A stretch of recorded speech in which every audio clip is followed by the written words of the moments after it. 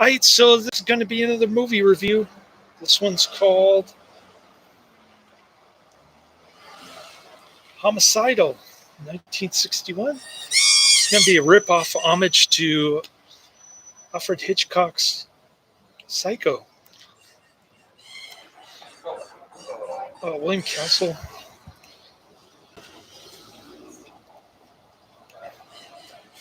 made it half rip-off, half homage to Psycho.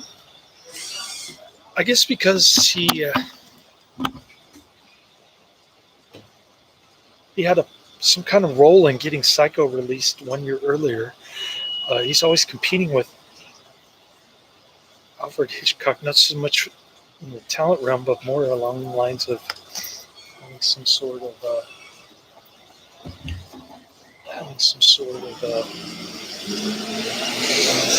showmanship challenge with Alfred Hitchcock. He used a gimmick. There's a 15-minute fright break. If you want to go in the corner and stand in the fright break booth in the corner of the movie theater, watch everybody leave, or you could just leave the movie theater and get a refund. I'm not sure which one it is, or I highly doubt if anybody actually did that. The ending isn't that scary to me. Even the old house where the movie takes place isn't very scary. So I'm giving it 3 out of 5 stars. Thought it was all right. I thought 13 Ghosts, Mr. Sardonicus, The House on Haunted Hill, and The Tingler were all better than this, actually. And, the knife scene in the beginning is pretty gruesome. There's a decapitation scene at the end, but other than that, it's pretty tame. Not that interesting to me, kind of boring for a William Castle flick. I'm a big William Castle fan, by the way. This is not one of his better movies, unfortunately. It starts out with Emily trying to get married because she stands to inherit $10 million from her dead father's will. She gets married. So she marries the bellhop at some random hotel in Ventura, California. They go off in the middle of the night to some justice of the peace house. The guy agrees to marry them for $52. They exchange. They say "I do." Both of them do in front of this guy, and he tries to put a move on Emily. Tries to kiss her, and she proceeds to stab him on camera. That's a gruesome scene that I was referring to earlier. So Emily takes off north to Soledad, California, or some place that starts with an S. She's taking care of Helga, who just got back from Denmark, had a stroke there. She's pretty much an invalid. She's got the wheelchair and the blanket on her lap. And she's got the roller coaster thing on the staircase that makes her go up and down the staircase. Pretty cool. And then Helga's terrorizing her. She keeps banging this doorknob on her wheelchair to communicate, but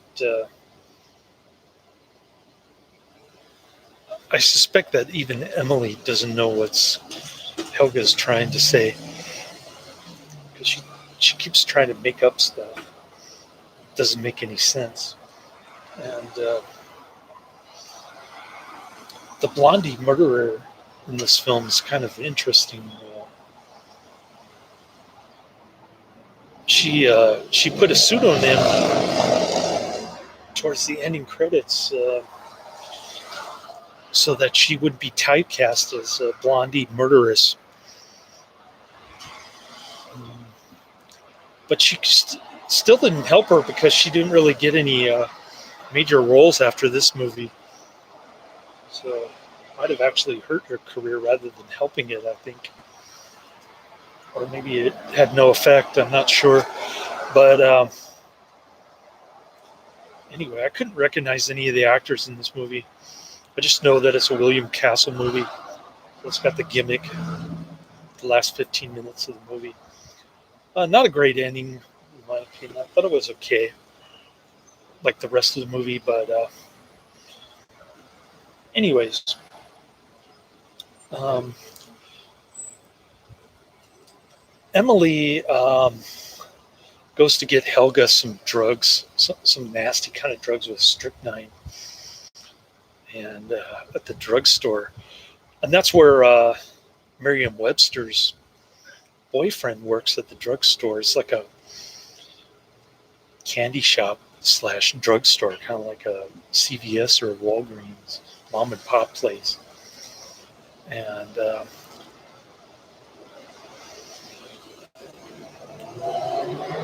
so he happens to be, wow, speeding motorcycle. I guess all the cops are at the Millbrae Wine and Art Festival. Anyways, I got pulled over by a Millbrae cop sheriff car. And, 27 million children go missing every year in California. You're alone there. Yeah. Thanks for the tip.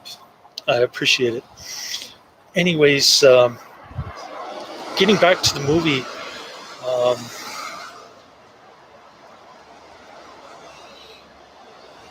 so Emily's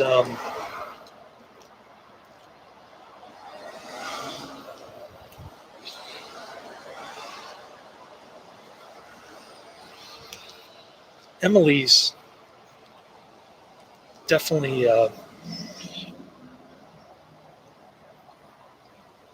not coming back like she promised. Oddly enough, the drugstore dude's girlfriend is Merriam-Webster, who's second in line in the will to get $10 million. She's half sister of Warren from previous marriage, and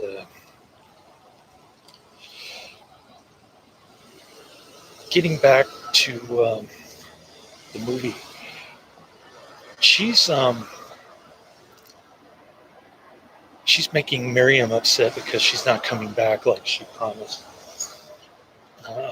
Miriam's got a special relationship with her half brother, Warren, and she's also going out with this drugstore dude. So Miriam ends up supposedly knifing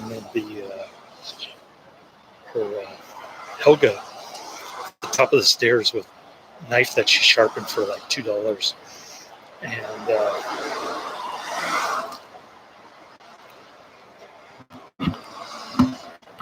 we don't know for sure because the scene cuts towards right when she's lifting up the knife, kind of like this. And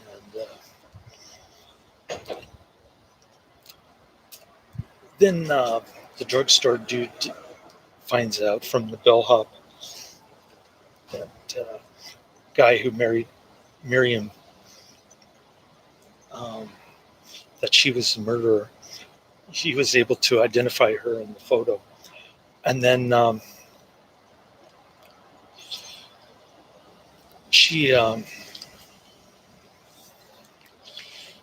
so he comes to warn his girlfriend to stay in the flower shop. Of course she doesn't. She goes with Warren to investigate the creepy house there. And that's pretty much the movie. Pretty cool flick. It's all right. I'm giving it 3 out of 5 stars. There's the double bill. It's Homicidal and Straight Jacket, so I'm getting ready to watch Straight Jacket with the great Joan Crawford. And, looking forward to that. I don't think I'll have time for Love Cap 7 though.